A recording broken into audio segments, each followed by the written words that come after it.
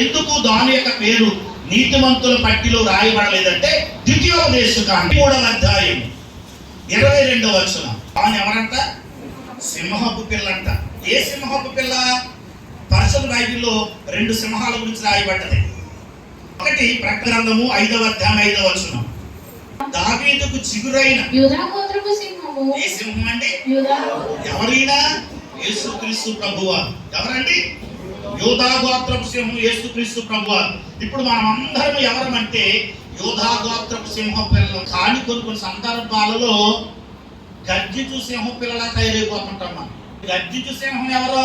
రాసిన మొదటి పత్రిక 5వ అధ్యాయము 8వ వచనం. విరోధి అయిన అపవాది గర్జించు సింహం వలె. వీడు కూడా సింహమే. ఎవడు? అపవాది కూడా సింహమే. వీడే సింహము? గర్జించే సింహం. వీడు గర్జింతాడు కానీ పనిచేయడు. దేవునికి స్తోత్రం కలుగును గాక. యూదా గోత్రపు సింహం మన యేసుక్రీస్తు ప్రభువారు. అపవాదికి పెట్టబడిన పేరు ఏంటంటే గర్జించు సింహం. అపవాది పేరు. ఇప్పుడు ఇతనిలో న్యాయం లేదు. ఏమండి? జాగ్రత్తగా దానిలో న్యాయం లేదు.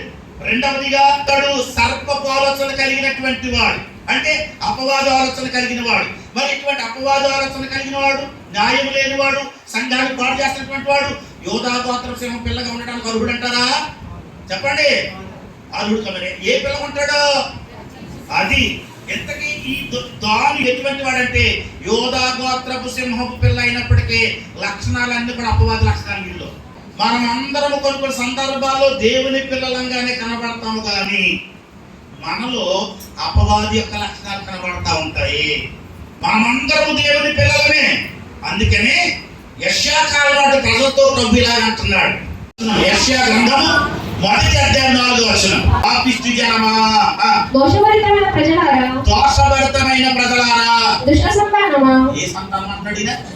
దుష్ట సంతానమా, చెరుపు చేయు పిల్లలారా. అంటే ఎవరితో ఏ పిల్లలుగా సంబోధిస్తున్నాడు ఆయన పిల్లల్ని? అంటే ఎందుకని సంబోధిస్తున్నాడు? మీరు నా పిల్లలుగానే ఉంటున్నారు, కానీ లక్షణాలన్నీ కూడా ఎవరికి ఉన్నాయంటే చెప్పాలా, తాను దేవుని బిడ్డగానే ఉంటున్నాడు, కానీ ఇతను లక్షణాలన్నీ కూడా అపవాది లక్షణాలు ఉన్నాయి. అపవాది యొక్క లక్షణం ఏమిటంటే ప్రభు యొక్క తిన్నని మార్గములను చెడగొట్టేటువంటి లక్షణాలు కలిగినటువంటి వాడు ఉంటున్నాడు. ఇప్పుడు ఇతరులో ఏ లక్షణాలు కనబడుతున్నాయంటే అపవాది యొక్క లక్షణాలు కనబడతాయి. అందుకని ఆ రోజు వారు ఏమన్నారంటే, అపవాది కుమారుడా, ఇదిగో నీతికి విరోధి, నీవు దేవుని యొక్క తిన్నని మార్గములను చెడగొట్టేటువంటి వాడు ఉన్నావని ఇక్కడ దేవుని వాక్యం రాయబడి ఉంది. కానీ ఈ రోజు ప్రియమైనటువంటి వాళ్ళ తాను దేవుని కుమారుడుగా ఉన్నప్పటికీ అతడులు అన్ని కూడా అపవాది యొక్క లక్షణాలు కనబడతా ఉన్నాయి, అపవాది యొక్క పనులు కనబడతా ఉన్నాయి.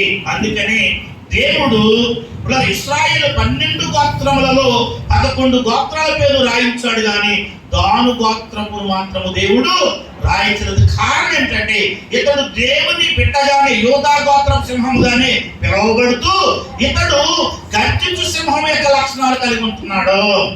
మనం ఎలా ఉంటున్నాం? మనం ఎలా జీవిస్తున్నాం? ఒకసారి మనం పరిశ్రమ చేసుకున్నాం. ఇది 5వ మాట. అందుకే